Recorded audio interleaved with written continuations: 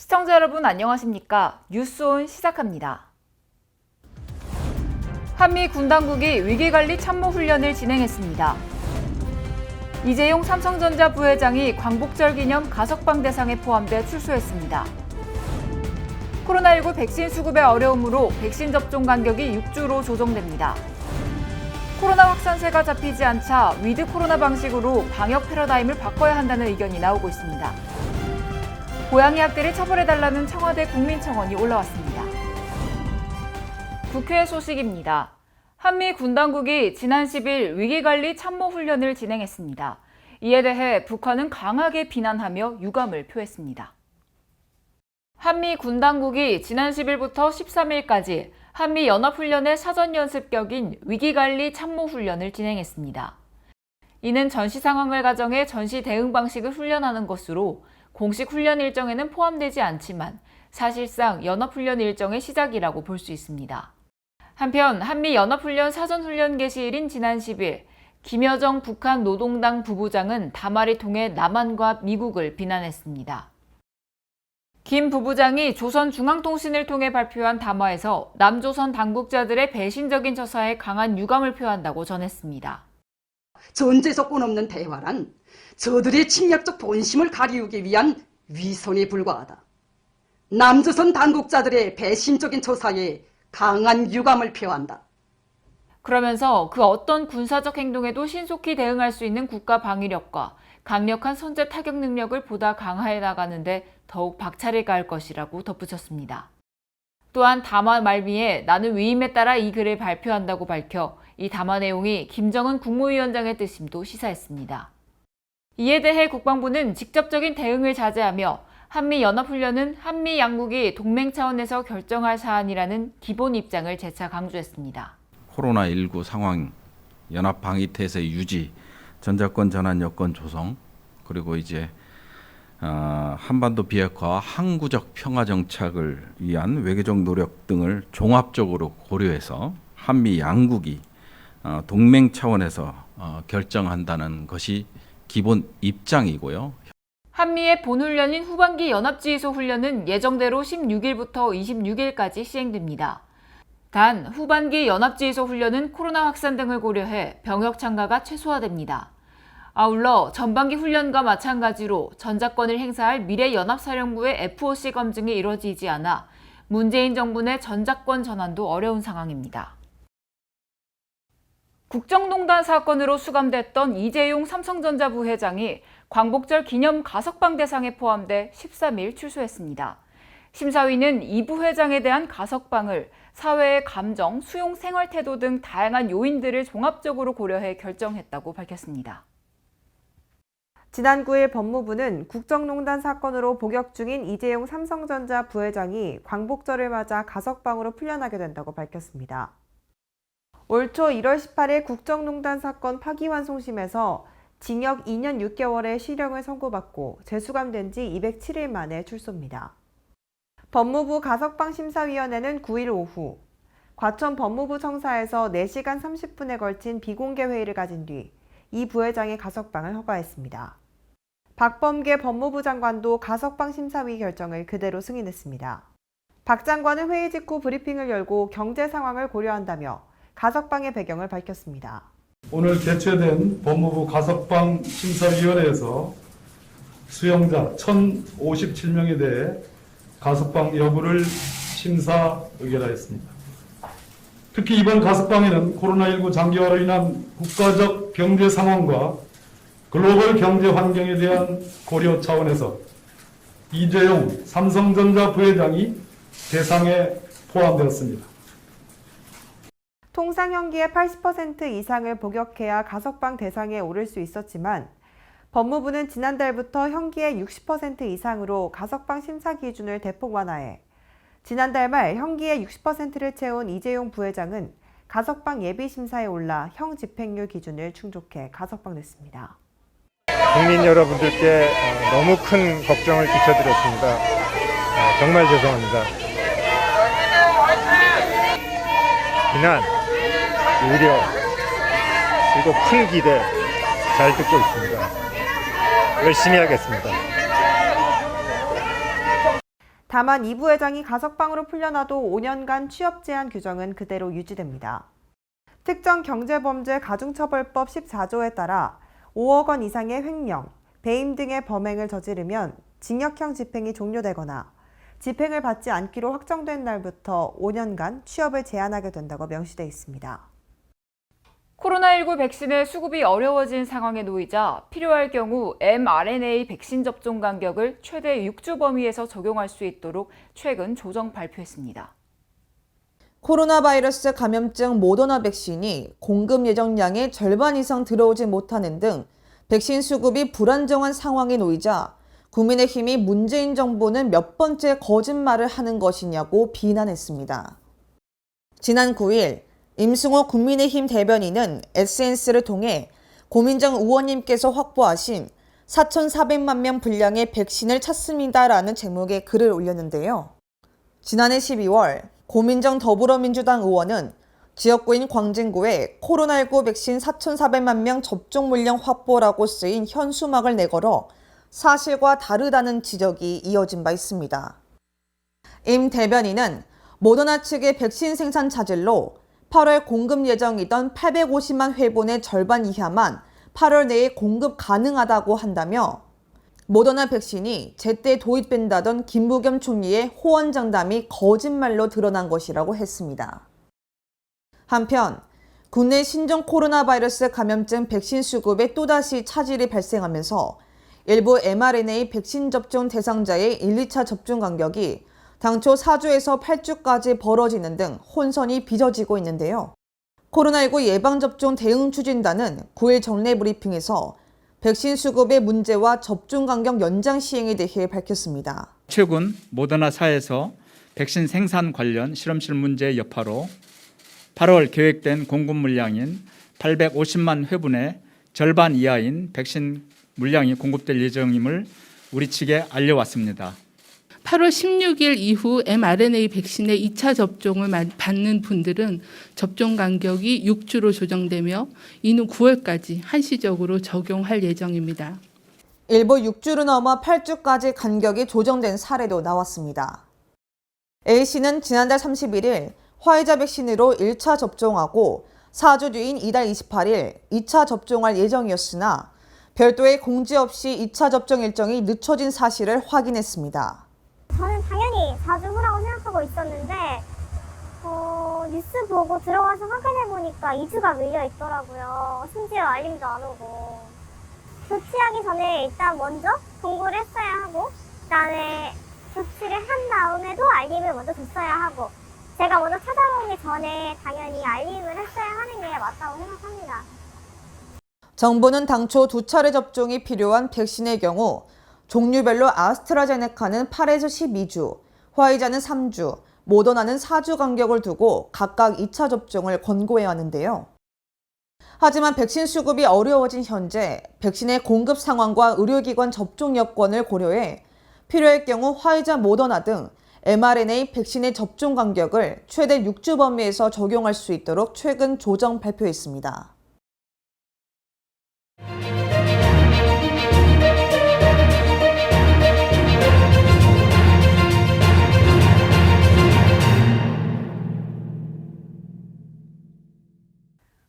오늘의 앵커 브리핑은 코로나19 방역 패러다임 전환입니다. 코로나19 하루 확진자 수가 결국 2,000명 선을 넘어섰습니다.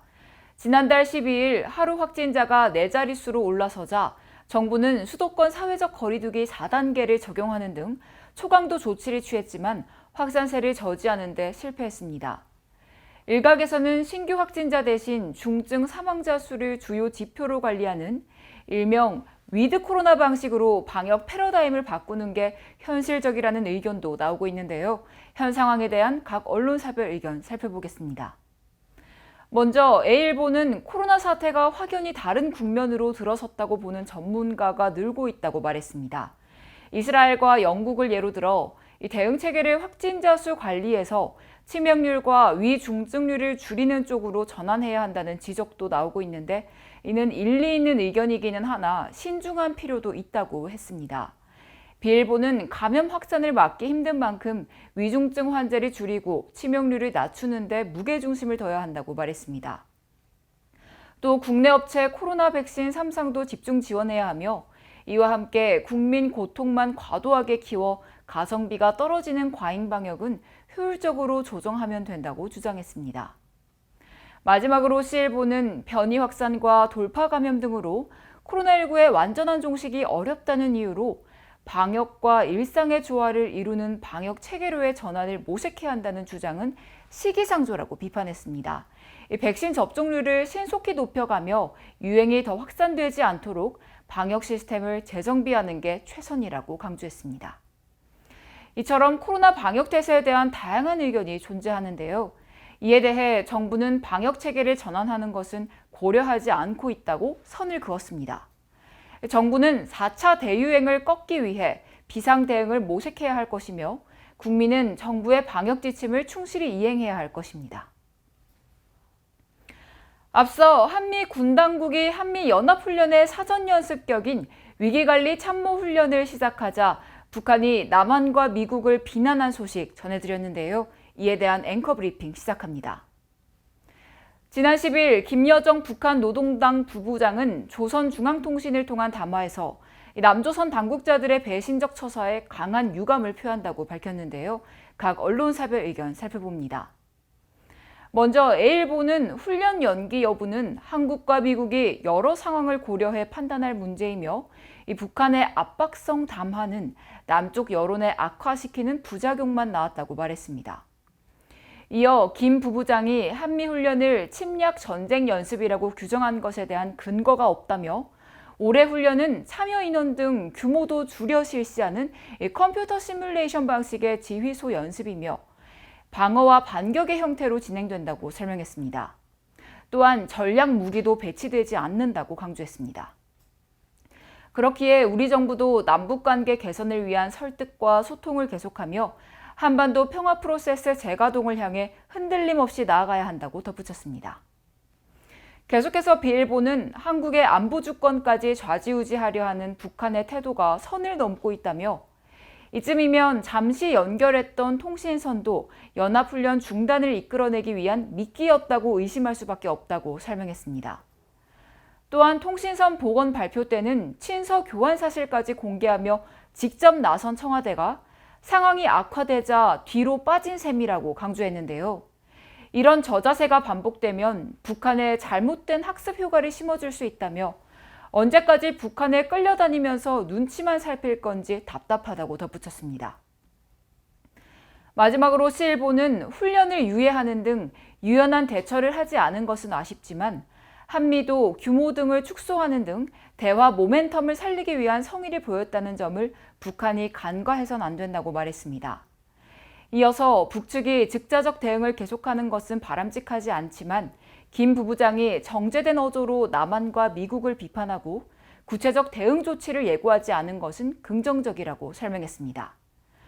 특히 군사당국 간 채널 외에도 필요하다면 별도 채널을 통해 북측의 훈련 성격을 설명하고 불필요한 갈등이 불거지지 않도록 차단해야 한다고 강조했습니다.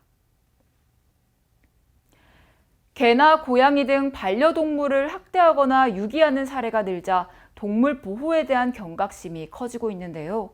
현재는 동물보호법 개정으로 이 동물 학대 행위에 대한 처벌이 강화됐지만 여전히 동물을 상대로 한 학대가 점점 잔혹해지는 양상을 보입니다.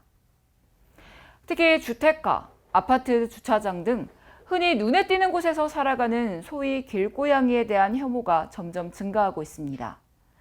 또 길거리는 물론 이 보금자리에서도 학대에 노출되는 등 척박하게 살아가는 고양이들이 적지 않게 발견되고 있는데요. 청와대 국민청원 게시판에도 고양이 학대를 처벌해달라는 글이 올라왔습니다. 제목은 길고양이 학대를 전시하는 갤러리를 수사하고 처벌해 주십시오입니다. 너무나 안타까운 내용인데요. 한 온라인 커뮤니티에 길고양이를 학대하고 고문해 죽인 영상을 제시하는 갤러리가 있다고 합니다. 이 갤러리에는 캣맘과 고양이를 혐오하고 잔혹하게 죽이는 행위에 쾌락을 느낀다며 고양이를 잡아다가 학대와 고문을 하며 죽이고 인증을 하는 사람들이 모여 있습니다. 고양이를 장난감 등이라 부르며 채찍질, 물고문과 함께 무차별적으로 폭행하고 인증 및 후기를 남기고 학대에 대한 점수까지 표시합니다. 최근 몇몇 사람들의 비난으로 인증글은 삭제됐지만 그들은 반성의 기미가 전혀 없고 적반하장의 반응만 보이고 있다고 합니다.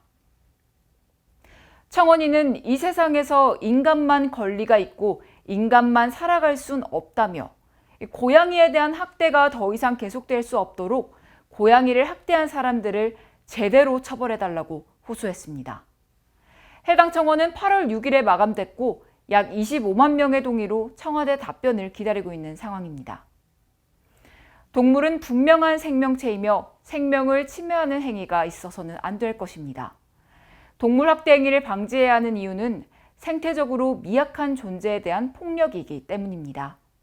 이는 고통을 느끼는 생명체에 대한 존중으로 연결되고 나아가 우리 사회의 사회적 약자와 소수자에 대한 존중과 보호와도 그 뜻을 함께한다고 할 수 있습니다. 더 이상 우리 사회에 살아있는 생명체에 대한 학대가 있어서는 안 될 것입니다. 수도권 소식입니다. 강북구 번동초등학교가 서울형 건강증진학교 공모사업을 통해 확보한 예산으로 가상현실 VR 스포츠실을 조성했습니다. 강북구는 코로나19 장기화와 함께 미세먼지나 폭염, 우천 등으로 외부 활동이 제한된 상황에서 실내 스크린을 이용한 체육학습이 학생들의 비만 예방과 신체 활동량을 증가시킬 것이라고 보고 있습니다. VR 스포츠실은 야구와 테니스, 양궁을 비롯한 다양한 종목의 실기 수업과 어린이의 눈높이에 맞춘 놀이 체험이 가능해 디지털 시대에 걸맞은 시설로 평가받고 있습니다.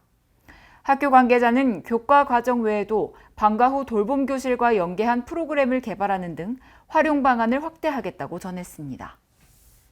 마포구가 매봉산 등산로 입구부터 전망대까지 무장의 숲길을 조성해 개방했습니다. 이 매봉산 무장의 숲길은 노인, 장애인, 영유아 등 보행 약자뿐만 아니라 휠체어나 유모차를 타고 정상까지 오를 수 있도록 만들었습니다. 마포구가 매봉산 등산로부터 전망대까지 연결되는 구간에 무장의 숲길을 조성해 개방했습니다. 매봉산 무장의 숲길은 데크로드 폭을 전 구간 1.8m 이상 유지하고 경사도를 8% 이하가 되도록 설계했습니다. 이에 보행약자뿐만 아니라 휠체어나 유모차를 타고 정상까지 쉽게 오를 수 있으며 전망대에 올라가면 문화비축기지와 월드컵 경기장, 한강까지 마포구의 탁 트인 조망도 감상할 수 있습니다.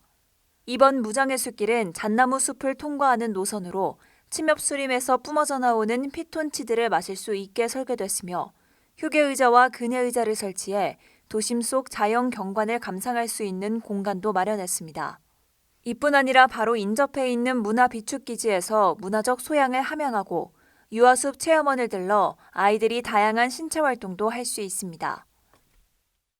광역시 소식입니다. 지역 콘텐츠 기업의 발굴과 육성, 청년 일자리 창출의 거점이 될 대전 콘텐츠 기업자원센터가 문을 열었습니다. 대전시가 지역 콘텐츠 산업의 진흥과 잠재력 있는 콘텐츠 기업 육성을 위해 조성한 대전 콘텐츠 기업지원센터가 8월 12일 개소식을 갖고 운영을 시작했습니다.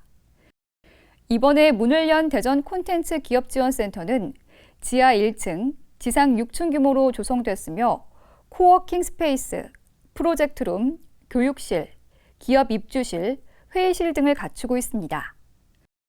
대전시는 지원센터를 지역 콘텐츠 기업 입주 공간, 장비 지원, 교육 공간 등으로 활용하고 오는 2024년까지 총 165억 원의 예산을 투입해 80개의 신규 콘텐츠 기업을 발굴, 강소기업으로 육성하는 허브 공간으로 만들어 나갈 계획입니다. 한편 대전 콘텐츠 기업지원센터는 지난해 문화체육관광부의 지역 거점형 콘텐츠 기업 지원센터 조성 공모사업에 선정돼 1년간의 준비 기간을 거쳐 조성됐습니다. 시민과 함께 지속가능한 대전시의 미래를 설계해 나가는 일이죠. 대전시가 200억 원 규모의 주민 참여 예산에 대한 시민 의견을 기다립니다. 대전시가 2022년 주민 참여 예산 최종 선정을 위해 8월 11일부터 31일까지 21일간 시민 온라인 투표를 실시합니다. 시민투표는 대전시 주민참여예산 홈페이지를 통해 참여할 수 있으며 대전 시민이면 누구나 자격 조건 없이 시정 참여형 5개 사업과 구정 참여형 3개 사업을 투표할 수 있습니다. 또한 주민참여예산 참여형 사업의 최종 선정은 9월 16일 열리는 시민총회에서 시민 온라인 투표 50%와 시민총회에 참여한 시민투표단 점수 50%를 합산해 결정하게 됩니다. 시민과 함께 새로운 대전을 만들어가는 주민참여예산 온라인 투표에 시민 여러분의 적극적인 참여를 바랍니다. 누적 사용액 1조 원을 훌쩍 넘기면서 인기몰이 중인 광주 상생체크카드의 운영 방식이 8월부터 충전식으로 변경됩니다. 지난 5월 지역사랑 상품권 관련 법률이 제정됨에 따라 광주 상생체크카드 사용 전 충전이 의무화되면서 8월부터는 충전 시에만 10% 할인 지원금이 지급됩니다. 법 규정에 따라 광주 상생체크카드 사용 방식이 충전 방식으로 변경되면서 이전보다 조금 불편하시겠지만 매월 자동 충전되는 기능을 추가하였으니 많은 이용 바랍니다. 상생체크카드 충전은 선불카드와 동일하게 광주은행 영업점과 인터넷뱅킹, 스마트뱅킹에서 가능하며 최대 50만 원 충전 시 10% 선 할인이 적용돼 계좌에서 45만 원이 결제됩니다.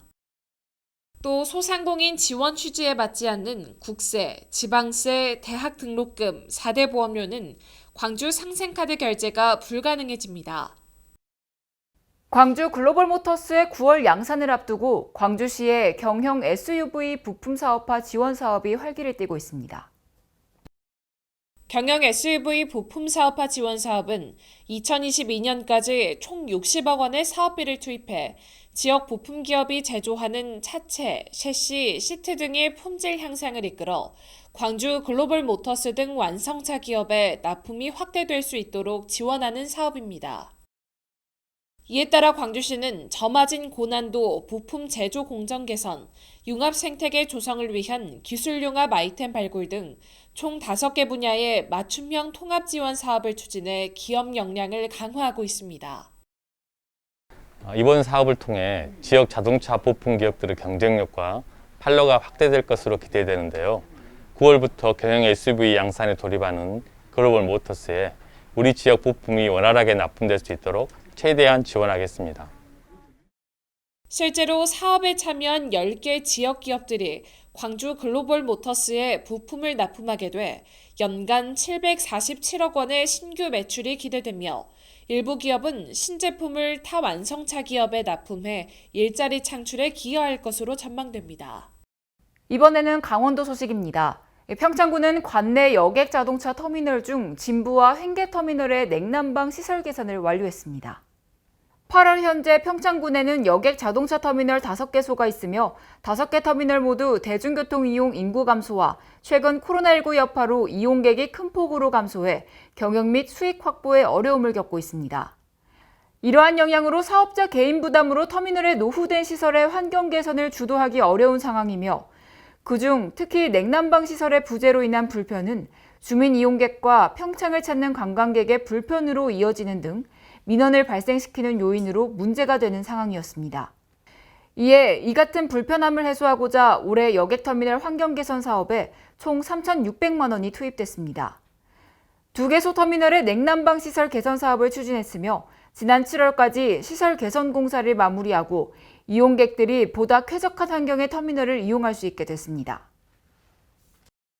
횡성군 농업기술센터가 송아지 폐사율 제로화를 위해 한우 송아지의 면역력을 높이는 초유은행을 운영하고 폐사율이 높은 한우 농가를 대상으로 기술 지원 사업을 펼칩니다. 횡성에서는 연간 2만 1000여 두의 송아지가 태어나고 있습니다. 이 중 초유 부족 등에 의한 질병으로 폐사하는 송아지는 연간 2000여 두에 달하는데요. 초유는 신생 송아지에게 면역 물질을 공급하는 가장 중요한 수단으로 적기에 공급하면 송아지 설사 발생을 현저하게 낮출 수 있습니다. 이에 군은 송아지 초유은행 운영을 통해 면역 글로불린 함량이 높은 우수한 품질의 초유 공급에 나섰습니다. 더불어 폐사율이 높은 농가를 대상으로 축산 현장 애로기술 지원 사업을 실시합니다. 관내 수의사와 협력하여 송아지 초유 공급과 함께 출산 전후 3개월 동안 임신 후 보조제를 투입 관리합니다. 계속해서 충청도 소식입니다. 충북 지역 기업 경기가 코로나19 위기를 점차 극복하고 있습니다. 특히 충북의 7월 제조업과 비제조업 업황 기업 경기 실사 지수가 전달보다 소폭 상승하며 체감 경기가 다소 호전된 것으로 나타났습니다. 코로나19 4차 유행 속에 충북 기업들은 성장세를 이어가며 선방한 것으로 나타났습니다. 한국은행 충북본부는 지난 2일 2021년 7월 충북 지역 기업 경기조사 결과를 발표했습니다. 특히 제조업과 비제조업을 구분해 기업이 체감하는 전반적인 업황을 의미하는 업황 BSI가 상승한 것으로 조사됐습니다. 우선 제조업의 경우 업황 BSI가 91로 전달 88보다 3포인트 올랐습니다. 주요 지표를 보면 제품 재고 수준 BSI가 104로 전달 99보다 5포인트 상승했습니다. 생산 설비 수준 BSI 역시 99로 전달 93보다 6포인트 올랐고 인력 사정 BSI는 75로 4포인트 올랐습니다. 반면 매출 BSI는 103으로 전달 104보다 1포인트 하락했고 생산 BSI는 102로 전달 106보다 4포인트 내렸습니다. 비제조업도 제조업과 비슷한 양상을 보였습니다. 비제조업의 경우 7월 업황 BSI는 67로 전달 65보다 2포인트 상승했습니다. 매출 BSI는 69로 전달 72보다 3포인트 내렸고 채산성 BSI는 73으로 전달 75보다 하락했습니다. 반면 자금 사정은 73으로 전달 71보다 2포인트 상승하는 등 코로나19 4차 유행 속에서 기업들의 좋은 성적을 거뒀습니다. 한편 기업 경영 애로사항으로 제조업은 원자재 가격 상승과 인력난, 인건비 상승을 지목했고 비제조업은 인력난과 인건비 상승을 요인으로 지목했습니다. 경상도 소식입니다. 양산시가 대형 폐기물을 쉽게 버릴 수 있는 비대면 서비스를 시행합니다. 방법은 스마트폰에서 빼기 앱을 내려받은 후 앱 내에서 배출품 사진을 올려 배출 희망 날짜와 시간을 선택합니다. 카드 결제를 완료한 후 수거 장소에 폐기물을 내놓으면 수거업체가 처리하고 이 과정을 앱에서 확인할 수 있습니다. 2017년 도시를 흔들었던 112로 포항지진. 포항지진 진상조사위원회가 조사 결과에 대한 주민 설명회를 열었습니다. 지진의 원인이 지열발전의 무리한 수리 자극 때문임을 다시 한번 확인했는데요. 포항시는 지역경제 활성화와 공동체 회복을 위한 특별 대책을 요청하며 지진 상흔 지우기에 전념합니다. 포항지진 진상조사위원회 조사 결과에 대한 주민 설명회가 개최됐습니다. 이학은 위원장은 단층을 무시하고 지열 발전을 추진한 의혹과 3일 지진 이후에도 이를 시민에게 알리지 않고 은폐한 의혹, 초고압 수리 자극 강행 의혹 등 지진 범대위와 피해 주민들이 요구한 상황은 물론 자체적으로 선정한 직권조사 내용에 대해서도 설명했습니다. 또 지열 발전 기술 개발 과정에서 무리한 수리 자극으로 포항 지진이 촉발되었음을 재확인하고 원인 제공자와 책임자에 대한 조치 계획도 발표했습니다. 이에 시는 지열발전 사업의 무리한 추진과 관리 소홀로 촉발 지진이 발생했다는 조사 결과와 미소 지진의 고의 축소 은폐 등 일부 의혹이 새롭게 밝혀진 것은 반겼지만 촉발 지진에 대한 책임 소재가 더 명확히 밝혀지지 않은 부분과 미흡한 조치에 대해서는 아쉬움을 표했습니다. 아울러 포항시는 지진으로 무너진 포항 경제와 공동체를 되살리기 위해 특별법에 근거한 특별 지원 방안의 시행을 강력히 요청했습니다.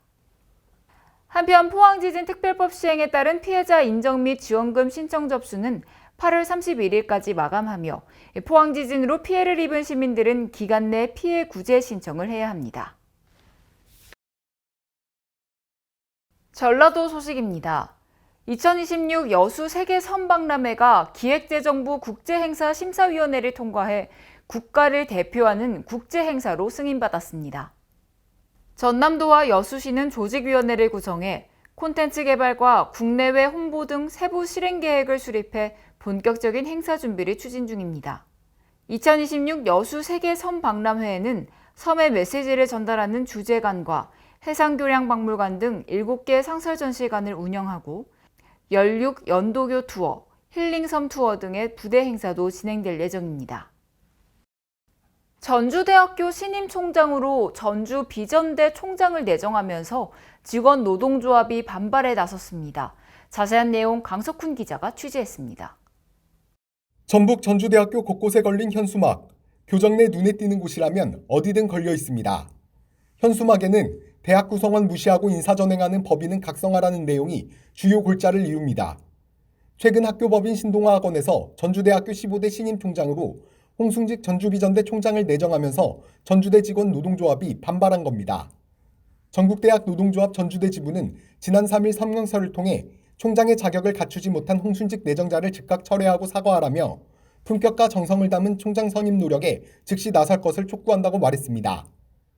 이들이 이번에 내정된 홍 총장에 대해 날선 목소리를 내는 이유는 재직 당시 교육부 회계감사 관련 부정행위가 적발된 것과 직원들에 대한 갑질 논란이 있었기 때문입니다.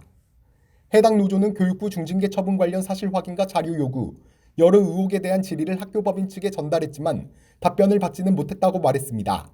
전주대학교 교수회도 10일 신임 총장 임명 관련 논란에 대해 자료 검증 결과와 입장을 발표했습니다.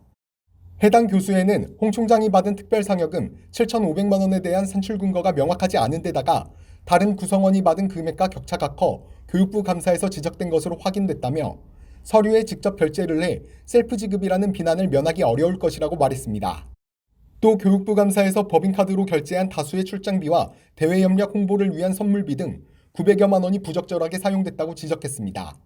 갑질 논란 관련에 대해서는 갑질조사 진상위원회가 열려 신고자와 홍 총장이 의견을 조율해 신고 철회가 이뤄졌으나 과도하고 부적절한 업무 지시를 내려 구성원들의 반발을 불러일으켰다고 말했습니다. 이와 같은 내용을 근거로 해당 교수회는 홍 총장에 대한 문제점이 상당 부분 드러난 만큼 신임 총장 임명을 수용할 수 없다는 입장을 강력히 밝혔습니다. 최근 전주대학교 신임 총장으로 내정된 홍순직 총장의 자질 문제로 촉발된 내부 갈등이 봉합될 수 있을지 귀추가 주목됩니다. 지금까지 전북에서 강석훈이었습니다. 무주군이 황인홍 군수와 함께 남대천에서 붕어 치어를 방류하는 행사를 진행했습니다. 무주군이 황인홍 군수를 비롯해 여성단체 회원 등 20여 명이 참석한 가운데 남대천 붕어 치어 방류 행사를 진행했습니다. 자연 생태환경 복원을 목적으로 방류한 붕어는 관내 어업인들의 주 소득원으로 치어 크기는 전장 4cm 이상이며 수산생물 전염병 검사에 합격한 검증된 종자입니다. 무주군은 이번 치어 방류를 통해 온난화 등 환경 변화에 의해 감소한 무주군 어자원의 확대는 물론 관내 하천의 어족자원 확보를 통한 관광 자원화와 농업인 소득 증대 기여도 기대하고 있습니다. 황인홍 무주군수는 미래 수산자원 조성과 어업인 소득 증대를 위한 방류 사업이지만 이외에도 외래어종 대치 및 불법 어업 근절을 위한 단속을 강화하여 토종 어자원 보호에도 관련 행정력을 집중시키겠다라는 뜻을 밝혔습니다. 지금까지 전북에서 양호정이었습니다. 전주시가 지역서점 활성화를 위해 지역서점에서 책을 구입하는 시민에게 현금처럼 쓸 수 있는 포인트를 지급합니다. 전주시가 지역서점을 살리기 위해 도서관에서 책을 대출하거나 지역서점에서 책을 구입하는 시민에게 도서 구입 시 현금처럼 쓸 수 있는 포인트를 지급합니다. 전주시는 지역서점 32개소와 지역사회 독서문화진흥 및 지역서점 활성화를 위해 전주책사랑 포인트 책궁 20 운영을 위한 업무 협약을 체결했습니다. 책사랑 포인트 시스템 구축을 마친 시는 이들 지역 서점과 함께 오는 8월 17일부터 전주 책사랑 포인트 책궁 20을 운영하게 될 예정입니다. 김승수 전주시장은 인터넷 서점보다 혜택도 큰 만큼 많은 시민들이 이용할 수 있도록 지속적으로 정책을 추진해 나가겠다고 말했습니다.